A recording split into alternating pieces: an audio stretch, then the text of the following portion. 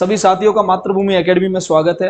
कल तक की अपनी जो क्लासें थी उन क्लासों में आपने राजस्थान की भौतिक स्थिति और विस्तार से संबंधित पार्ट 1 और पार्ट 2 देखा।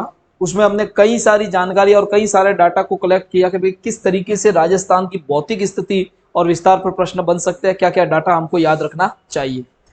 नेक्स्ट ये वाला जो पार्ट है ये हमने पिछली वाली क्लास में पढ़ रखा है और इसमें देखिए क्या लिखा हुआ, राजस्थान के वह जिले, ठीक है, जो दो राज्यों के साथ अपनी सीमा बनाते हैं। कितने राज्यों के साथ सीमा बनाते हैं? दो राज्यों के साथ सीमा बनाते हैं।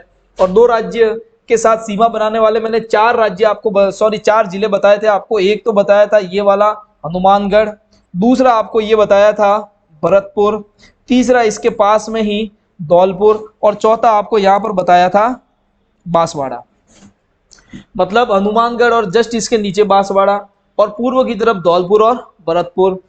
इसके बीच में मैंने ये कहा था कि आपको दो राज्यों से ये सीमा बना रहे तो बीच बीच में इस तरीके से लाइन बनानी है, ठीक है।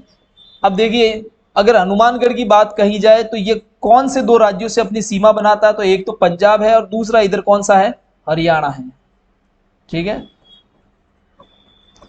नेक्स्ट अगर बात की जाए यहां पर भरतपुर की, तो भरतपुर एक तरफ तो हरियाणा से और दूसरा यहां पर आपके यूपी है, यूपी से सीमा बनाता है। धौलपुर की बात की जाए तो एक तरफ तो यूपी से और दूसरी तरफ एमपी से सीमा बनाता है। इसी प्रकार ये बांसवाड़ा है वो एक तरफ तो आपके एमपी से और दूसरी तरफ गुजरात से सीमा बनाता है।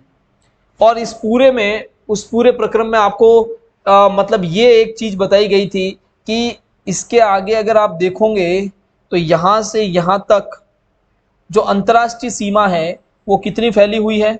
अंतर्राष्ट्रीय सीमा जो राजस्थान की अंतर्राष्ट्रीय सीमा है, राजस्थान पाकिस्तान से जो अंतर्राष्ट्रीय सीमा बनाता है वो कितनी? 1070 किलोमीटर। और कहां से? श्री गंगानगर के हिंदूमल कोट से। कौन से? हिंदूमल कोट से शुरू होकर यह सीमा बाड़मेर के शाहगढ़ तहसील तक जाती है, शाहगढ़। और शाहगढ़ में भी अगर पूछा जाए तो बागलगांव या बाखासर, क्या है? बाखासर, ठीक है। अब इसमें ये वाली जो सीमा थी वो आपकी अंतर्राष्ट्रीय सीमा थी और इसके आगे जितने भी सीमा है वो कितनी अंतर्राज्यीय सीमा है।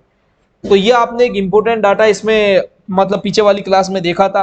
आज हम जिलों से संबंधित कुछ महत्वपूर्ण बातों को और देखेंगे। बहुत अच्छी तरीके से आपके लिए स्लाइडें बनाई गई है, आप देखना यहाँ पर कितने शानदार तरीके से आपके नक्शे में कलरफुल आपके जो डिस्ट्रिक्ट है उनको लेके आपको समझाने की कोशिश की गई है।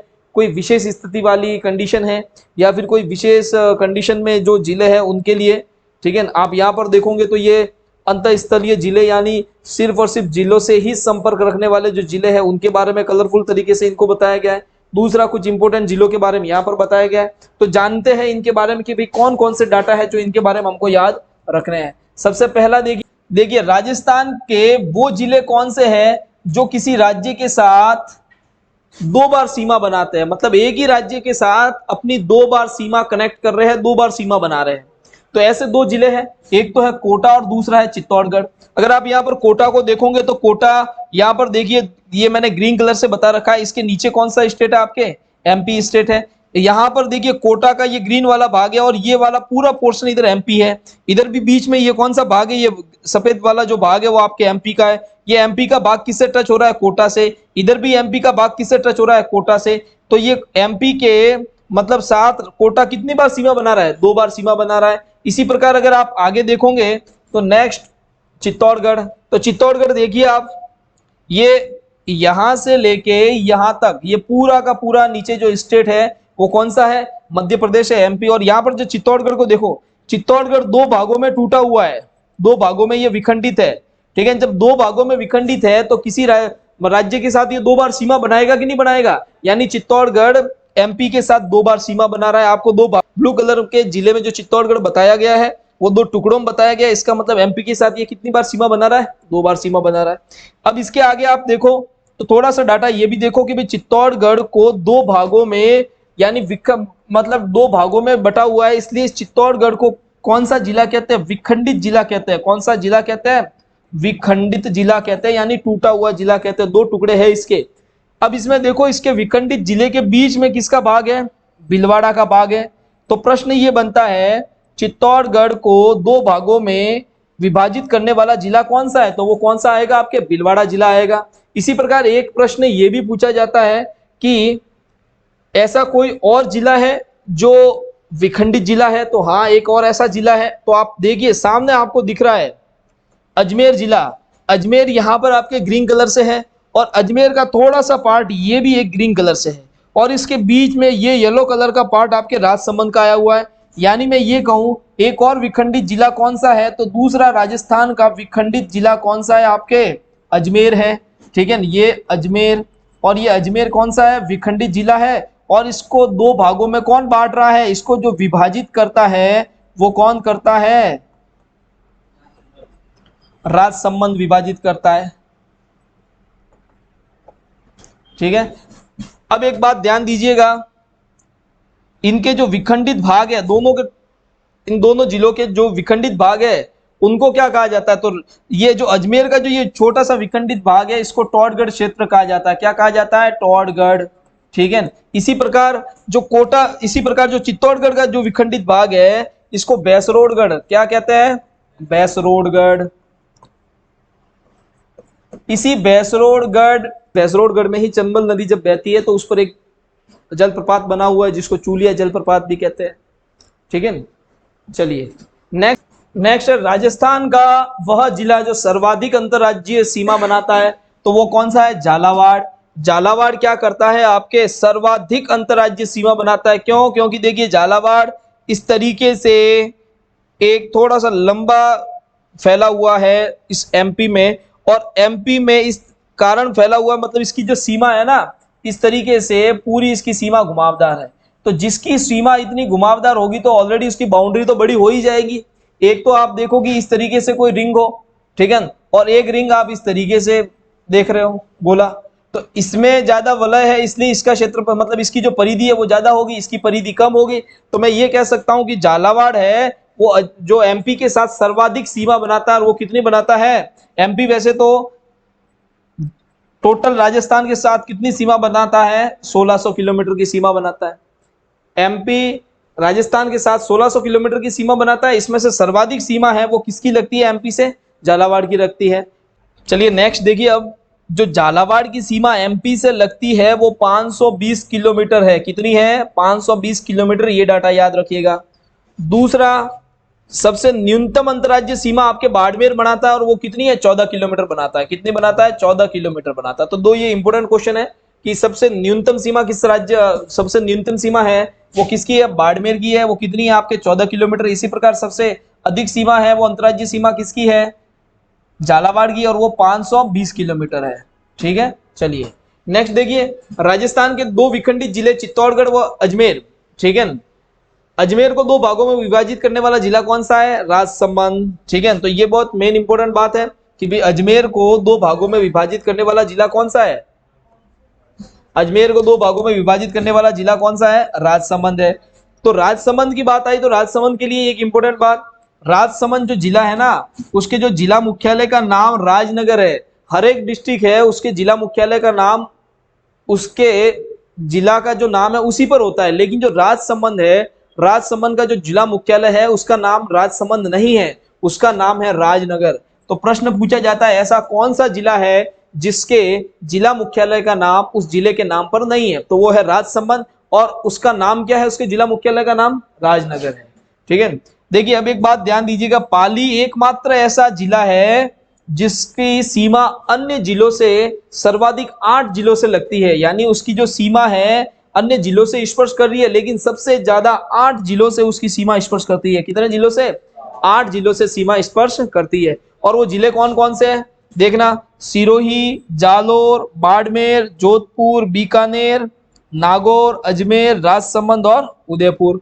ठीक है, तो अगर आप यहाँ पर देखोगे पाली, तो पाली के लिए मैंने ये पिंक कलर में आपके सामने इसका डाटा पेश किया है। आप इसको देखिएगा कि भाई जो पाली है उससे कौन कौन से डिस्ट्रिक्ट है वो टच हो रहे हैं। तो देखिए सिरोही, पाली से अगर हम जाएंगे सिरोही की तरफ, माउंट आबू अगर अपन घूमने जाते हैं तो सीधी सी बात है पाली से होकर ही जाना है। अगर जयपुर से कोई आ रहा है तो उसको पाली से होकर ही जाना है। ठीक है, और नेशनल हाईवे जयपुर वाला जो अहमदाबाद वाला है वो आपके जयपुर, अजमेर और पाली और उसके बाद सिरोही होकर ही आगे जाता है गुजरात में। ठीक है, तो अगर मैं कहूं कि भाई पाली, तो पाली के आगे सिरोही है, वो इससे कनेक्ट है। दूसरा पाली से जस्ट पास में कौन सा है, जालोर है, जालोर भी इससे कनेक्ट में है। और ये बाड़मेर की छोटी सी सीमा इससे लगती है पाली से, लेकिन लगती जरूर है। तो ये तीनों जिले हो गए, सिरोही, जालोर, बाड़मेर। और इधर कौन सा हो गया आपके, जोधपुर। जोधपुर के आगे कौन सा हो गया, नागौर। नागौर के आगे कौन सा हो गया, अजमेर। अजमेर के आगे कौन सा हो गया, राजसमंद। और राजसमंद के नीचे कौन सा हो गया, उदयपुर। ठीक है, तो इस प्रकार, और उदयपुर के आगे वापस कौन सा है, सिरोही। तो टोटल ये 8 जिले हैं। इन 8 जिलों को अपन इस तरीके से वापस क्रम से देखें तो भाई अपन को माउंट आबू जाना है पाली से, तो ये हो गया सिरोही। और सिरोही के जस्ट पास में कौन सा है, जालोर। जालोर के जस्ट ऊपर कौन सा है, थोड़ी सी सीमा लग रही है, किसकी लग रही है, बाड़मेर की। बाड़मेर के आगे आप जाओगे तो कौन सा है, जोधपुर। जोधपुर के जस्ट ऊपर जाओगे तो आप कौन सा है, बीकानेर। ठीक है, और बीकानेर के नीचे की तरफ इधर आओगे तो कौन सा है, नागौर। और नागौर के जस्ट नीचे की तरफ कौन सा है, अजमेर। अजमेर के नीचे कौन सा है, राजसमंद। कौन सा है, राजसमंद। तो ये आपके 1 2 3 4 5 6 7 और 8 जिले हो गए। ठीक है, तो आप इसको नक्शे से याद कर सकते हो, इसकी कोई शॉर्ट ट्रिक बना के उसको भी मतलब याद रख सकते हो। ठीक है, चलिए नेक्स्ट यहां पर ध्यान दीजिएगा कि पाली की जो सीमा है सर्वाधिक कितने जिलों से टच कर रही है, 8 जिलों से। तो पूछा जाता है पाली के अलावा ऐसा कौन सा जिला है जिसकी 7 जिलों से सीमा टच करती है। तो दूसरे नंबर पर आता है, देखो सर्वाधिक जिलों से सीमा टच करती है वो पाली की। उसके बाद सेकंड नंबर पे आता है आपका नागौर। नागौर की देखो गिनते हैं, नागौर की कितनी सीमा टच होती है, देखिए किस किस से टच हो रही है, 1 2 3 4 5 6 और 7। तो नागौर की कितनों से, 7 जिलों से सीमा टच होती है। नागौर की कितने जिलों से सीमा टच होती है, 7 जिलों से। और पाली की कितने जिलों से टच होती है, 8 जिलों से। तो ये एक इंपॉर्टेंट आपके क्वेश्चन बन गया। ठीक है, चलिए नेक्स्ट देखिए इस नागौर के बारे में ही। नागौर सर्वाधिक संभागीय मुख्यालय, जो संभाग मुख्यालय है ना, उनसे भी सीमा बनाता है। देखिएगा हमने आगे एक डाटा देखा था कि जो सबसे ज्यादा संभागीय मुख्यालय यानी 4 संभागीय मुख्यालय से सीमा लगती है नागौर की, संभागीय मुख्यालय सीधे से। तो देखो पहले तो संभाग किन मतलब कौन कौन से है, संभाग को मैं अगर आपको सामने यहाँ पर हाईलाइट करूं तो एक तो है आपके बीकानेर संभाग, एक है जोधपुर संभाग, एक है आपके अजमेर संभाग, एक है आपके जयपुर संभाग। ठीक है, एक है आपके यहाँ पर भरतपुर संभाग ये वाला, एक है यहाँ पर आपके कोटा संभाग और एक है आपके उदयपुर संभाग। ये कितने टोटल संभाग है, 7 संभाग है। अब इन 7 संभागों में अगर आप देखोगे तो मैं इस तरीके से ये नागौर की सीमा को बनाता हूं, और इस नागौर की आप सीमा को देखिएगा। ये नागौर की जो सीमा है सर्वाधिक संभागीय मुख्यालय को टच हो रही है। इधर से देखो आप किससे टच हो रही है, बीकानेर से। इधर जस्ट इससे कौन टच है, जोधपुर। इधर कौन है, जयपुर। और इधर कौन सा है, अजमेर। ठीक है, ऐसी स्थिति और किसी भी जिले की नहीं है। नागौर एक ऐसा जिला है जो 4 संभागीय मुख्यालयों से सीधा कनेक्टेड है, मतलब इसकी इतनी विशेष स्थिति है। तो अगर आप इसको नक्शे में ध्यान से देखोगे तो आप इसको समझ लोगे कि नागौर के लिए 4 संभागीय मुख्यालय कौन कौन से हैं। अगर आपने संभाग सही ढंग से पढ़े हुए तो ये डाटा भी आपको क्लियर दिमाग में बैठ जाएगा, रटने की जरूरत नहीं है। आपको नक्शा आपके दिमाग में होना चाहिए। नागौर है, नागौर के जस्ट इधर कौन सा है, जोधपुर है, जोधपुर के जस्ट ऊपर कौन सा था, बीकानेर है। और कौन सा है, जयपुर भी नागौर से टच होता है, हो रहा है। और कौन सा, अजमेर भी टच हो रहा है। बाकी उदयपुर हुआ, कोटा हुआ, भरतपुर हुआ, ये तीनों नीचे रह जाते हैं। ठीक है, नेक्स्ट डाटा देखिए इसमें राजस्थान के 8 जिले हैं वो अंतः स्थलीय मतलब अंतः स्तरीय जिले हैं। अंतः स्तरीय जिले जैसे कल ही इसके बारे में जो क्लास में हमने देखा था, अंतः स्तरीय जिले यानी ऐसे जिले जिनकी सीमा सिर्फ और सिर्फ किससे लगती है, दूसरे जिलों से लगती है। किसी अन्य मतलब अंतरराष्ट्रीय सीमा या अंतरराज्यीय सीमा किसी से वो जिले टच नहीं होते हैं। ऐसे कितने जिले हैं आपके, 8 जिले हैं। और इनके लिए मैंने आपको इस तरीके से एक ट्रिक बताई थी, ये एक तीर, ठीक है, यहाँ पर इस तरीके से समांतर एक लाइन और उसके आगे ये ऐसा मैंने एक आकृति बताई थी। इस आकृति में सबसे आगे मैंने क्या कहा था, इधर आप किसको रखो, जोधपुर को। किसको, जोधपुर को। तो देखो आप अगर इस डाटा को मैं आपके सामने पेश करूं तो आप देखिए जोधपुर के जस्ट इधर कौन सा है, पाली, और जस्ट इधर कौन सा है, नागौर। तो जोधपुर के जस्ट इधर क्या है, पाली, और इधर क्या है, नागौर। जस्ट इसके नीचे 2 समानांतर जिले देखना, इसके समानांतर। ठीक है, तो ये कौन से 2 समानांतर जिले हैं, अजमेर और राजसमंद। ठीक है, तो ये कौन से हो गए आपके, एक तरफ तो हो गया अजमेर और दूसरा कौन सा हो गया, राजसमंद। यहाँ पर एक बीच में जिला है वो कौन सा है, टोंक है। कौन सा है, टोंक है। और इस तरफ एक जिला है दूसरा, इस तरफ है, इस तरफ कौन सा है, दौसा। और इस तरफ कौन सा जिला है आपके, बूंदी है। कौन सा जिला है इस तरफ? बूंदी जिला है। ठीक है, तो इस प्रकार आपने देखा कि जो अंतःस्थलीय जिले हैं वो कितने अंतःस्थलीय जिले हैं? राजस्थान में 8 अंतःस्थलीय जिले हैं। अंतःस्थलीय जिलों का मतलब ऐसे जिले जिनकी सीमा सिर्फ और सिर्फ अन्य जिलों से लगती है, किसी भी अंतर्राज्यीय सीमा या फिर अंतर्राष्ट्रीय सीमा से वो जिले टच नहीं होते हैं। ठीक है, चलिए नेक्स्ट देखिए। इस प्रकार ये आपने जो डाटा देखा, अब देखिए इन जिलों के बारे में ही, डिस्ट्रिक्ट के बारे में ही और डाटा है कि आपने जिलों के बारे में पूरा पढ़ लिया, जिले के संभागों मतलब जिलों से मिलकर जो संभाग बने उनके बारे में पूरा डाटा इकट्ठा कर लिया, कौन कौन से जिले कहाँ पर है वो भी आपने पढ़ लिया। अब आपको राजस्थान की स्थिति विस्तार में कुछ प्रश्न ऐसे भी मिलते हैं जिसमें जिले की आकृति से संबंधित सामान्य ज्ञान के प्रश्न पूछे जाते हैं। तो यहाँ पर टोटल 33 जिले हैं राजस्थान में, और उनकी कुछ विशेष आकृतियों के कारण उनके ऊपर इस तरीके से प्रश्न बनते हैं कि भाई गिलहरी के आकार का जिला कौन सा है, बतख के आकार के जिले कौन से, घोड़े की नाल के आकार के जिले कौन से। तो इस प्रकार आपको ये डाटा आपके सामने मैंने रखा है, और इसमें देखिए सबसे पहले जैसे मैं यहाँ पर एक ये जो डाटा मैंने बनाया या एक इमेज लाई है, वो इमेज किसकी है? सुराही की इमेज है। किसकी इमेज है? सुराही की इमेज है। ठीक है, अगर आपको कहूं कि सुराही के आकार का जिला कौन सा है, तो आप देखिएगा सुराही के आकार का, पानी पीने की सुराही के समान जो जिला है वो कौन सा है? जयपुर जिला है। आप यहाँ पर अगर जयपुर को देखोगे तो जयपुर की स्थिति देखिए, जैसे सुराही होती है ऊपर से पतली नीचे से चौड़ी। ठीक है, तो इस प्रकार अगर आप सुराही के आकार की स्थिति देखोगे तो जयपुर में भी ऐसी स्थिति हो रही है, ये सुराही के आकार की स्थिति। ठीक है, तो जयपुर जिला कैसा है? सुराही के आकार का, पानी पीने की सुराही जो होती है, तो सुराही के आकार का जिला कौन सा है? जयपुर जिला है। उसके बाद देखिएगा आप यहां देखिए गिलहरी, ये चित्र मैंने आपके सामने पेश किया है। अगर इस चित्र को मैं यहां पर देखूं तो कौन सा जिला इसमें फिट बैठता है? तो देखिए सेम टू सेम आपके ये जो भरतपुर है वो गिलहरी के आकार का जिला है। कैसे? जैसे गिलहरी के देखिए इस तरीके से पूछ है, तो यहाँ पर भरतपुर भी थोड़ा सा इस तरीके से इसकी पूछ बनी हुई है। यहाँ पर भरतपुर का अगर मैं चित्र आपके सामने थोड़ा सा बनाऊं तो भरतपुर इस तरीके से है। तो ये यहाँ पर ये गिलहरी का सिर बन रहा है, गिलहरी के ये दोनों आगे हाथ बन रहे हैं, फिर आगे की तरफ ये इसका पेट और इसके ये पैर बन रहे हैं। उसके बाद अगर आप देखोगे तो यहाँ पर आने के बाद थोड़ी सी इसके ये पूंछ बन रही है, तो ये गिलहरी के आकार की आकृति बन रही है। ठीक है,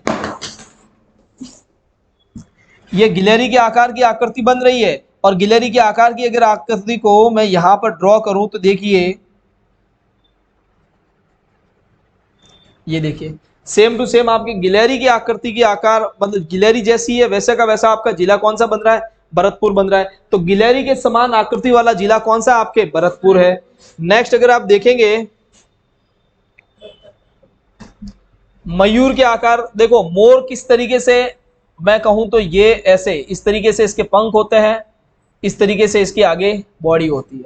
तो अगर ये मोर की आकृति ऐसी होती है तो ऐसा कोई जिला आपको दिखाई दे रहा है, तो यहाँ पर मोर के समान जो आकृति है वो जोधपुर की मानी जाती है। किसकी मानी जाती है? जोधपुर की मानी जाती है।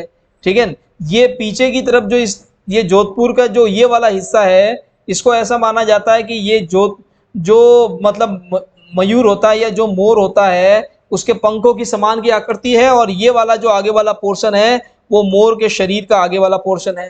ठीक है, तो मयूर के समान की आकृति किसकी है? आपके जोधपुर की।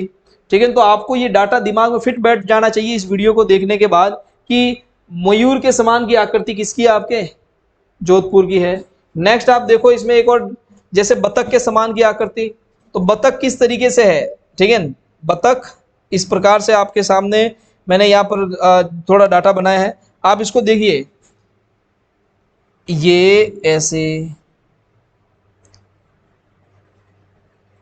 ठीक है, तो बतख के समान की आकृति करौली और धौलपुर की होती है। किसकी है? करौली और धौलपुर की। तो देखिए जैसे बतख में आगे ऐसे चोंच होने के बाद जस्ट ऐसे होती है मतलब उसके पेट की संरचना, तो ऐसा का ऐसा आपके करौली का भी आगे वाला भाग है, और पीछे धौलपुर है वो इसके पंख के समान है। तो देखिए बिल्कुल बतख के जैसा का जैसा दिख रहा है ये, तो धौलपुर प्लस करौली मिलके कौन सी आकृति बना रहा है? कैसी आकृति बन रही है इन जिलों की? बतख के समान की आकृति बन रही है।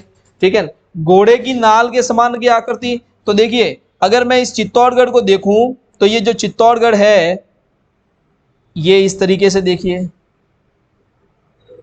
ठीक है। तो ये क्या है, घोड़े की नाल के समान की आकृति है। कैसी है, घोड़े की नाल के समान की आकृति। तो चित्तौड़गढ़ की आकृति कैसी है, घोड़े की नाल के समान की आकृति। नेक्स्ट अगर आप देखोगे इसमें तो ऑस्ट्रेलिया के समान किसकी आकृति है, ठीक है। तो देखिए ऑस्ट्रेलिया के समान आपके उदयपुर की आकृति है। किसकी आकृति है, उदयपुर की आकृति। अगर आप ऑस्ट्रेलिया को देखोगे और मतलब इस ऑस्ट्रेलिया को अगर मैं ऐसे घुमा दूं तो देखिए इसके ऐसे ऊपर की तरफ ये मतलब ये खांचा बना हुआ है, ठीक है। तो आप देखिए उदयपुर में भी इसी तरीके से अगर मैं ये इसका ड्रॉ कर दूं थोड़ा सा चित्र, तो देखिए अगर इस ऑस्ट्रेलिया को मैं ऐसे उल्टा कर दूं तो ये सेम टू सेम आपके लगभग उदयपुर के जैसा दिखाई देगा। तो ऑस्ट्रेलिया की आकृति वाला जिला कौन सा है, आपके उदयपुर है। नेक्स्ट आप देखो वेल की आकृति का जिला, तो आपको यहाँ पर वेल का चित्र दिखाई दे रहा है, वेल का चित्र दिखाई दे रहा है। और ये वेल का चित्र जिस तरीके से आपको दिखाई दे रहा है, देखिए आगे की तरफ वेल चौड़ी होती है, पीछे की तरफ ये क्या है, पतली है। तो वेल की आकृति का जिला आपको यहाँ पर दिखाई देगा, वो वेल की आकृति का जिला है जालोर। कौन सा है, जालोर। तो जालोर को देखिए ये भी क्या है, आगे से इस तरीके से चौड़ा और पीछे से ऐसे, ठीक है। तो ये वेल की आकृति किसकी है, जालोर की है। तो बहुत मेन इंपोर्टेंट जिले जो आपके सामने मैंने यहाँ पर प्रदर्शित किए हैं, बताए हैं कौन कौन सी आकृति किसकी है। इस डायग्राम को देखने के बाद और इस वीडियो को देखने के बाद शायद ये आपके दिमाग में कंठस्थ बैठ जाएंगे। देखिए सुराई के समान की आकृति किसकी है, जयपुर की आकृति है। इसी प्रकार गिलहरी के समान की आकृति है आपके भरतपुर की। नेक्स्ट अगर बतख की आकृति देखोगे तो बतख की आकृति करौली और धौलपुर दोनों मिलकर बनाते हैं। घोड़े की नाल के समान की आकृति है वो चित्तौड़गढ़ की है। ऑस्ट्रेलिया के समान की जो आकृति है वो आपके उदयपुर की है। और मयूर के समान या मोर के समान की जो आकृति है वो किसकी है, जोधपुर की है। इसी प्रकार आपने देखा कि वेल के समान की आकृति है वो किसकी है, आपके जालोर की है। ओके, ये हमने मतलब बहुत कुछ इसमें मतलब बहुत सारे डिस्ट्रिक्ट देख लिए, उनकी आकृतियां कैसी कैसी है। नेक्स्ट कुछ बचे हैं उनको अपन देखते हैं। देखिए अर्धचंद्राकार कटोरे नुमा या प्याले नुमा आकृति किसकी है, शिखर की है। तो देखिए शिखर को देखते हैं अपन, ये शिखर, और इस शिखर को देखते हैं तो ये इस तरीके से ये चित्र बन रहा है, ठीक है। अब एक बार मैं इस डाटा को आपके सामने से हटा देता हूं। देखिए नेक्स्ट था प्याले नुमा या अर्धचंद्राकार या कटोरे नुमा जो आकृति है। तो आप देखो ये इस तरीके से, तो ये अर्धचंद्राकार दिख रहा है, प्याले नुमा दिख रहा है, प्याला जैसे होता है वैसे, कटोरे नुमा दिख रहा है। तो ये आकृति किसकी है, शिखर की आकृति है।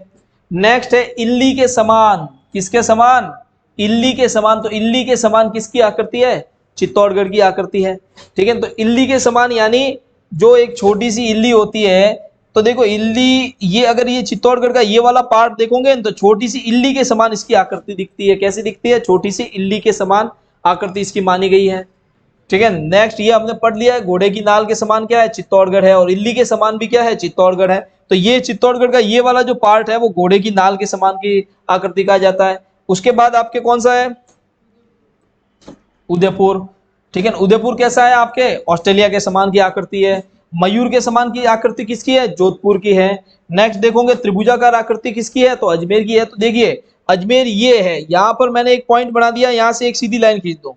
अब देखो यहाँ से ये इसकी बाउंड्री ऐसे ऐसे करके ये सीधी जा रही है और इधर से वापस इधर आ रही है। तो देखिए ये सामने आपके सामने इस तरीके से त्रिभुज बन रहा है कि नहीं बन रहा है। तो ये त्रिभुजाकार जो आकृति है, ठीक है, ये कैसी है, अजमेर की, ये अजमेर है। और अजमेर की आकृति कैसी मिल रही है आपको, त्रिभुजाकार मिल रही है, ठीक है। नेक्स्ट देखिए आप इसमें कुर्सी के समान आकृति किसकी है, हनुमानगढ़ की, या एल के समान की आकृति।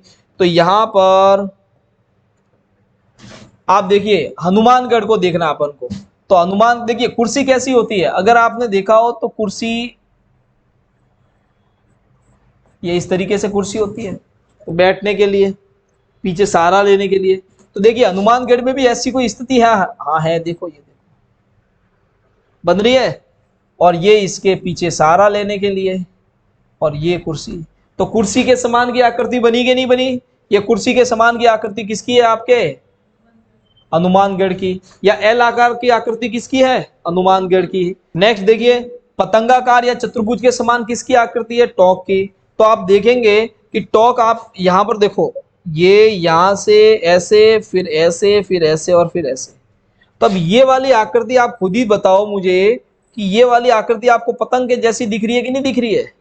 ये वाली आकृति आपको चतुर्भुज के समान दिख रही है कि नहीं दिख रही है? दिख रही है। तो इसका मतलब क्या है, चतुर्भुज के समान की जो आकृति है वो किसकी है?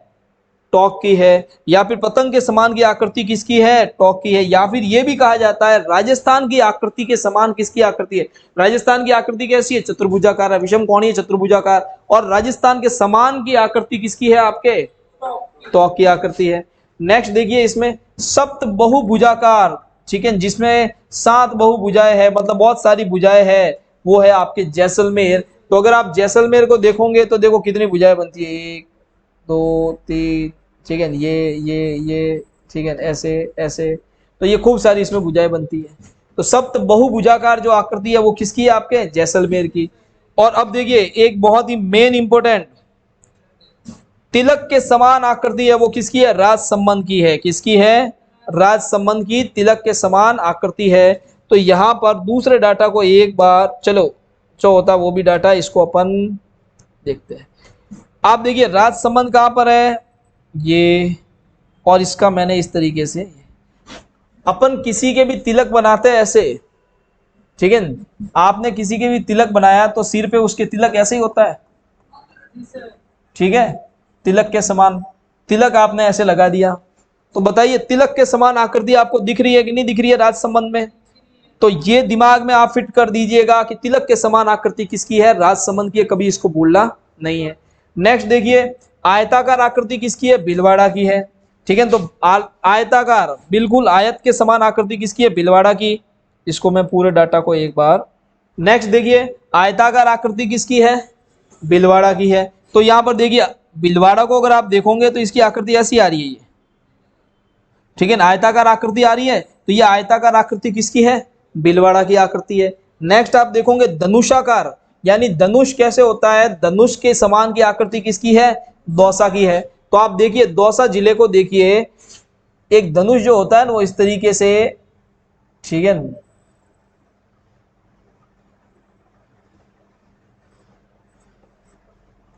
ये आगे से यहां पर उनके पकड़ने के लिए यहां से एक एरो चल सकता है।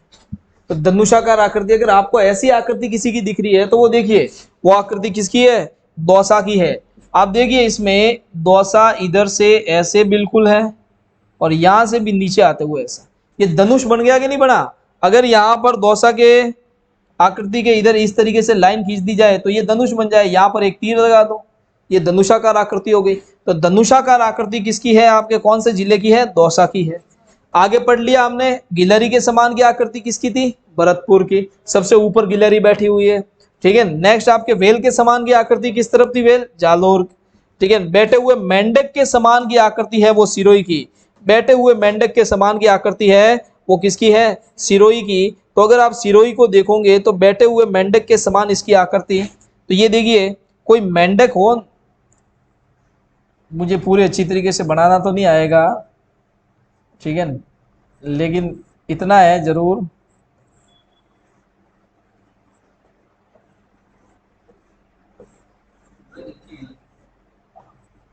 ठीक है, इस तरीके से मेंढक होगा, ठीक है, इस तरीके से मेंढक होगा। और इस मेंढक के लिए अपन कहे कि मेंढक बैठा हुआ मेंढक ऐसे ही है। आप सिरोही को भी देखो तो सिरोही के लिए ऐसी ही आकृति आती, ये जैसे इसके को पैर और ये इसके, तो ये बैठे हुए मेंढक के समान की आकृति किसकी है? सिरोही की। दूसरा, मेंढक के समान की चट्टानें भी माउंट आबू में है, माउंट आबू घूमने जाते तो मेंढक के समान की आकृति चट्टान है, मेंढक रॉड, ठीक है, पत्थर है वो। तो मेंढक से आप सिरोही को याद रखिएगा, सिरोही मेंढक के समान की आकृति किसकी है? सिरोही की। नेक्स्ट देखिए, अब ये अपन ने पढ़ लिया पानी पीने की सुराही की आकृति कैसी किसकी है? आपके जयपुर की। बतख के समान की आकृति किसकी है? धौलपुर और करौली की। तो ये कुछ मुख्य मेन इंपोर्टेंट आपने जिले और उन जिलों की आकृतियों के बारे में देखा है। अब नेक्स्ट जो क्लास है हमारी, उस क्लास में जिलों से संबंधित उनकी कुछ विशेष बातें या फिर उनके प्राचीन नाम या फिर उनकी इस्तिलाह जो ऐतिहासिक मतलब बातें हैं, महत्वपूर्ण तथ्य है, वो उनको हम आगे कंटिन्यू करेंगे।